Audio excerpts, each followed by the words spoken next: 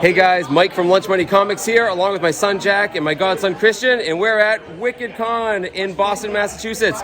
You guys excited? Yeah. Let's go see some cool stuff.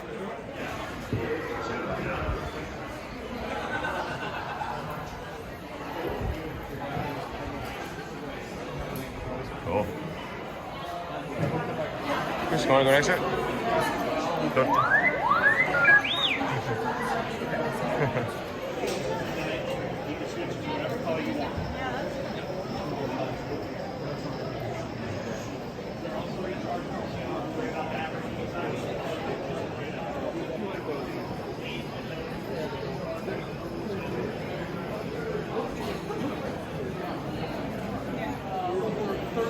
Oh, Mando, hey. 150 pages, all of Lovecraftian big Thor.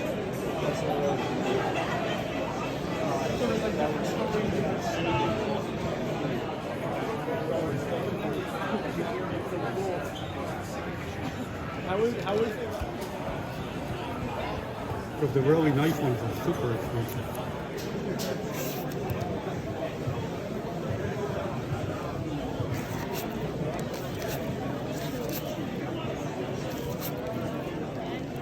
Yeah, bud. One more time.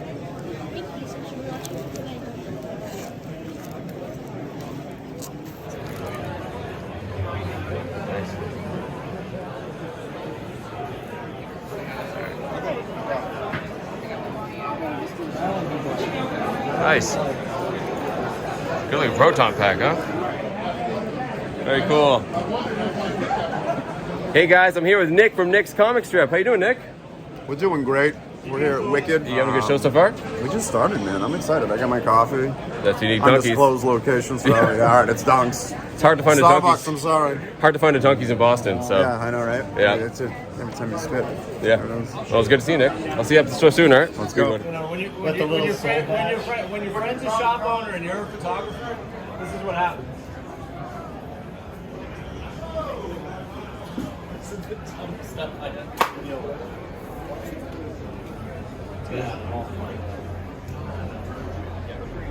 Wow. Mr. Tuma. The ones without back and forth, super much. Oh, that's cool.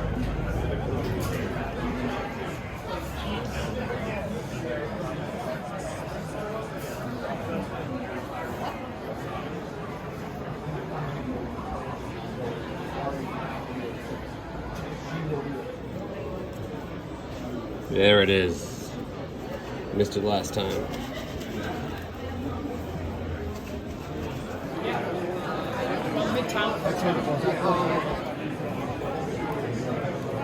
So you want him? I'll do it up here. Perfect. Yeah, too many Daredevil books. I couldn't decide. I said, you know what? We'll keep this going here. So. That's a good book to use also. Oh, it's awesome. Yeah. I'm trying to see how many. Well, let me stand up. Oh, hey guys, Klaus Jansen. Hey. Enjoy the rest of the Couldn't show. decide which Marvel masterpieces have you signed, so I figured these. This is the first one, right? Yeah. So I like the fact that these have all of the art in it. That's a beautiful book. I love Oh, that thank you. one. Yeah, that card set is it took on a life of its own. Oh, it really has. You know. You mean its popularity, like after the fact? Yeah, no, it's I mean, legendary. when we did it, we just thought it was a really cool idea, and it's just right. become what it's Right. become. No, I think it was very formative for a lot of people in my generation. You know, definitely. I always say it's the cards that got me into Marvel, really. back I've in the heard day. that from so many people. You know. Hey guys, Joe Jesco. Hey, How you doing? big fan. Hey, I'll shake left-handed. Pleasure.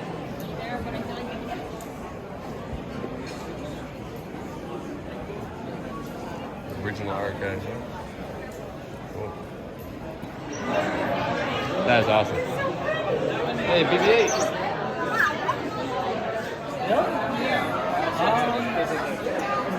C-3PO, hey!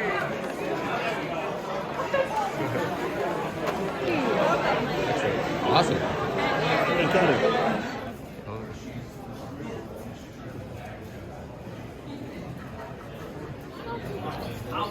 That's an old one. See, like, What do you got, Christian? First Midnight Suns. First Midnight Suns. Ghost Rider 31 in the poly bag. Good score, buddy. That's fine. Ah, first Smart Hulk. I love this cover though. We'll come back. What do you got, Jack? Looking at Avengers? Nice. I just wanted to check. Oh, that is the reprint. No, I just wanted to check if it's again. Oh, I'll look. Ooh, Darkhawk 1. I've seen this one. Sweet. What did you find, Jack? First cover of Kingpin. I used to have this book. That's a great book. Wow. That's a great. Sweet. That's awesome. Let's get this side. Gojira. Gojira.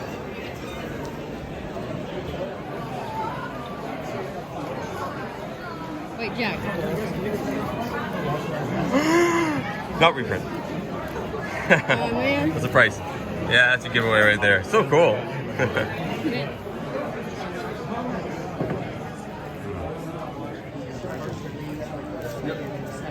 This is the first print.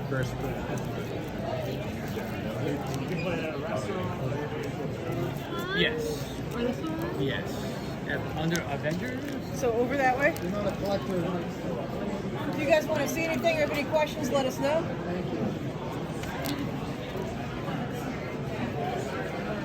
That's okay. We can start you small. You can do your own thing.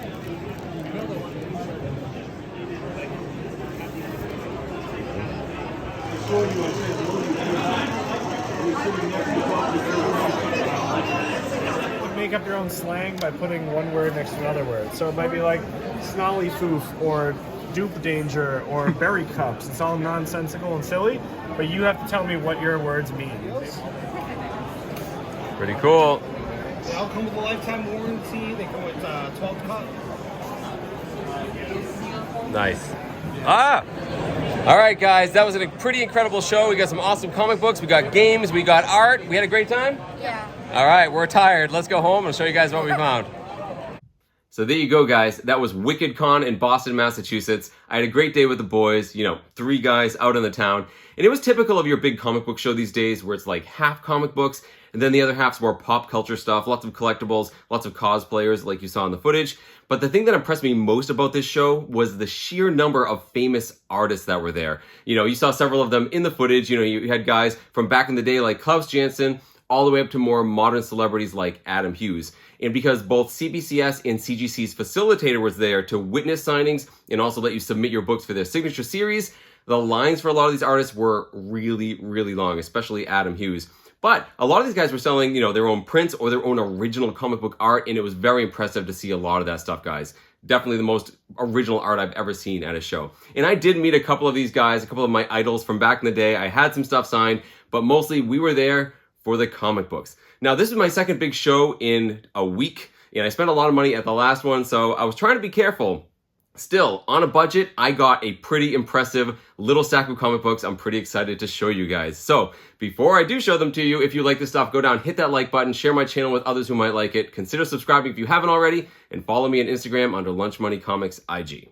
So first off, I'd like to show you guys some of the books I had signed at this show. You saw in the footage, I got to meet Klaus Jansen. Klaus Jansen's one of my favorite artists because of his work on Daredevil. He worked with Frank Miller during that whole Frank Miller run as not only an artist, but an inker. He's also well known for his work on Batman. I've always loved his stuff. I wanted him to sign a book or two for me, but I couldn't decide on which Daredevil book to have him sign. So I decided to go with this. I talked about it in my last, comic book show video. This is Heroes for Hope, starring the X-Men. This is for famine relief in East Africa in the 80s. And who worked on this book? Everybody worked on this book. Every who's who of comic book artists and writers back in the 80s worked on this book. And I decided it would be a cool thing to do to have as many of those people sign this book as possible. So last week, I had Jim Starlin and Al Milgram sign this book. And you see I had Klaus Jansen sign it this time.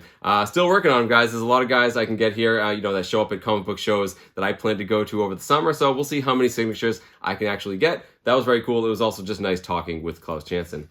Another person you saw in the footage was Joe Jesco. So I love Joe Jesco because he did the Marvel Masterpiece trading cards in the early 90s. Now, I've talked on my channel in the past that these Marvel trading cards made a big impact on me when I was a kid and really got me down the rabbit hole of Marvel Comics. I love that art. It made me learn about all the characters that were in that art, and I definitely collected all of the cards. The Marvel Masterpieces were like the best cards. In the first set that came out in 1992 were completely done by Joe Jesco. He has an amazing painted style, and he's sort of credited with like starting this big, painted trading card, frenzy that went on in the 90s. Well, I have the Marvel Masterpieces Series 1, and I'm not going to have him sign the entire set. I thought about it. Instead, I thought it'd be a really cool thing to have him sign this. So this is the Marvel Masterpiece Series 1 comic book. I believe there were 4 of these, and the idea behind them is instead of just, having the art shown on a little card, every page in these comic books is a full comic book size page featuring Joe Jesco's art. So you see here the very famous Spider-Man card that he did. Fantastic painted style is right there on the cover, and I had him sign it. Now, Joe Jesco also has a very unique signature. It shows up on all of his, cards and art. So I definitely wanted him to sign this in a nice big flourish, and he certainly did with a nice silver pen right there on the front. I also got to tell him what an impact, these trading cards made on me when I was a kid. He said he's heard that story many times before, and he was always surprised by what an impact it made. So I'm pretty excited to have him sign this, but I also had another book that I wanted him to sign. I actually got it not that long ago, about a month ago in a local comic book shop, and I got it simply because I love the cover. This is Moon Knight number 17. It's from 1981. It's done by Joe Jesco and Dennis Cowan, who did the cover. I got this book because I thought if I ever saw Joe Jesco, it would be a great book to sign. It's a dark cover. I thought it would look great with his nice big signature if I was to ever meet him. I had no idea, guys, when I bought this book a month ago that he was going to be at this show. I only found out a few days ago, and when I saw that, I said, oh, man, I got to bring this book to have him sign it. And sign it, he did. Again, that silver pen looks awesome right there. Awesome presenting book. It's not a big key, guys, but it's from my personal collection. And whenever I have these signed, if I'm not submitting them, to get graded, I just put like who, where, when it was signed and like a sticker, from the place to help me remember it. I love this book. I thought it was really cool. Another coincidental thing that happened with Joe Jesco recently was I was going through some of these old cards I collected as a kid, and I stumbled upon 2 packs of Joe Jesco art cards based on the properties of Edgar Rice Burroughs, like, Tarzan and John Carter of Mars. I have no idea where they came from. I don't remember buying them at all. They were open, but still like in the package. And when I heard he was going to be at the show, I brought them with me and I gave them to him. And I said, hey, I found these the other day in an old box. And he was like, hey, I remember these. And I said, yeah, have them. You can take them and maybe you want to sign them and hand them out to kids or something like that. And he thought that was a great idea and he was very appreciative. So it was very cool, guys. I had great conversations with both him and Klaus Jansen. And, it's always fun to sort of, put a face to the art of some of these, artists that you idolize as a kid. That's always fun. The conversation was great, and I'm very, very happy with the books that I chose to have signed. I think they're fantastic additions to my collection. Okay, so let's talk about the comic books I got at the show. The boys were looking through these long boxes of like $10 books, and there were lots of like really good deals in there. And Christian found this book, which is one I've talked about on my channel several times in the past. It's Ghost Rider number 31 from 1992, art by Andy and Joe Kubert. And this is part 6 of the 6-part Rise of the Midnight Suns storyline. And in this issue, the last part of that story, you get the first full appearance of the Midnight Suns team. Now, I'm not going to get into a ton of detail because I've talked about it in the past, but basically they are a team of anti-heroes that fight much bigger threats, and a lot of people have been sort of speculating on this team to appear on the silver screen, either led by someone like Blade or one of the Ghost Riders. A video game came out based on the team last year. People love the Midnight Suns, and I have several copies of this book and the entire 6-part series. Why then did I pick this book up? Well, it's simple. This one's in a poly bag. So all 6 issues in the storyline came in a poly bag with a poster, and I have them all polybagged with a poster except issue 31. I had 2 copies that were unbagged. So when Christian saw this, I had to have it, and when we got back to the house, I traded him one of my non-polybagged ones so he could actually read the comic book. So good catch, Christian. Happy you found this one. Happy to finally finish the entire polybagged 6-part series for my collection. Another book we found, I think in the same box, was this, X-Men number 11, also from 1992. Famous Jim Lee art showing Wolverine in front of the entire team, actually the entire blue team. Very cool art. I know some people don't love this. I think it's really cool. Might be a book that's a little overpriced, depending on your opinion, but I think it's pretty awesome. I already have this book. The reason I got it was my son has always liked this cover. And when I pulled it out of the box, his eyes lit up. So I got this book for him. After I'm done filming this footage, this is going in his short box collection back there. Very happy to pick up another one of these for $10. Awesome looking comic book. So this next book I've wanted for a real long time. It features a character I've always loved, You guys saw it in the footage. It is this, the Mighty Thor number 337 from 1983. Story and art by Walt Simonson. This is actually the first issue of Walt Simonson's multi-year run on Thor in the 80s. And he started off strong with the first appearance of this guy, Beta Ray Bill. So Beta Ray Bill is an alien. He's a Corbinite with the power of Thor. In fact, he's the first non-Asgardian to be able to wield Mjolnir. And in time, Odin gives him his very own weapon called Stormbreaker. So anyone who's watched the MCU, you know what Stormbreaker is. It's basically Thor's weapon from like Infinity War onward. It started off as Beta Ray Bill's weapon.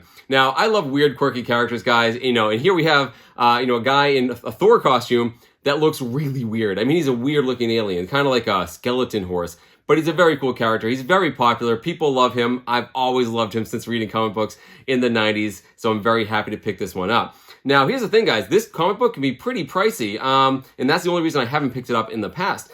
But this one's a pretty high grade. It's like one printing error you can only see because it's a white cover and this one spine tick. So it's in really good grade. And the price on it was $60, and I was able to get it for $50. $50, guys, I think is a steal for this book. I'm very happy to add this to my collection, guys. So first appearance of Beta Ray Bill, very awesome comic book.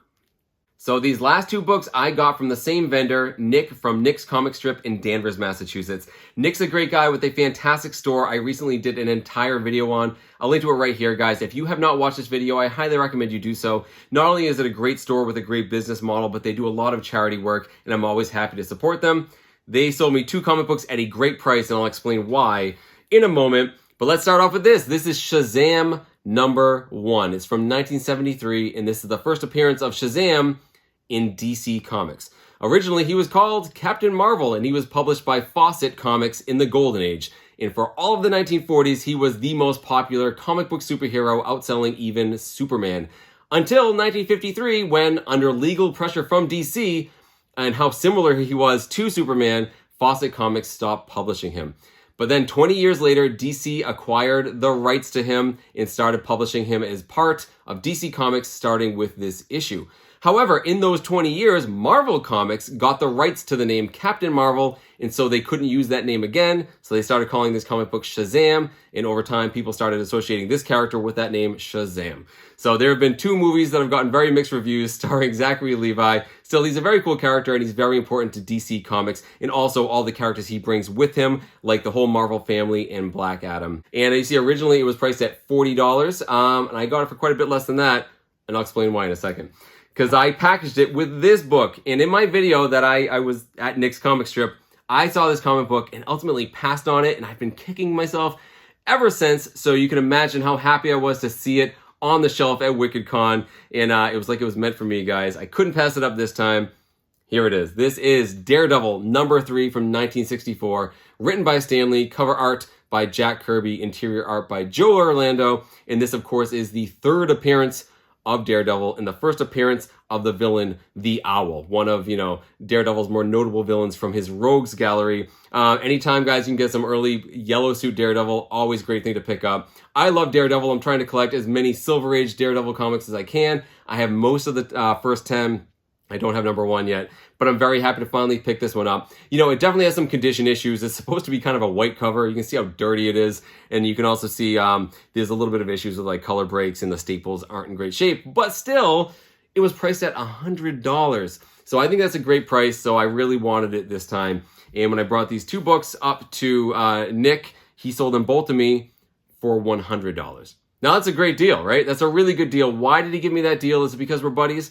Nah, maybe, but I think it's mostly because I'm going to do something different with this book. So for those of you who watch my channel, I do special things with comic books sometimes. I think you know what I'm going to be doing with this one. So definitely stay tuned, guys. If you watch my channel, this book might make an appearance very soon. So there you go, guys. That was my day at WickedCon in Boston, Massachusetts. I had a great time. The boys had a great time. Oh, and I also got some pretty cool comic books. Head on down to the comments and let me know which of my pickups you like the best. First, let me know what you think of the books I had signed. These ones here by Jesco, an idol of mine when I was a kid. And also, I had Klaus Jansen sign this book, adding to the running tally of famous comic book artists that have worked on it. Let me know the ones the boys picked out. We have X-Men number 11. Let me know if you actually like this cover or not. And of course, Ghost Rider 31, First Midnight Suns. And then some books I've always wanted. We have the first appearance of Beta Ray Bill, the first appearance of Shazam in DC, and of course Daredevil #3, a great book to add to my Silver Age Daredevil collection. Head on down to the comments, guys. Let me know what you think of all of these. In the meantime, I hope you keep hunting for comic books in strange and unusual places and big comic book shows. Thank you all so much for watching, and I'll see you next time.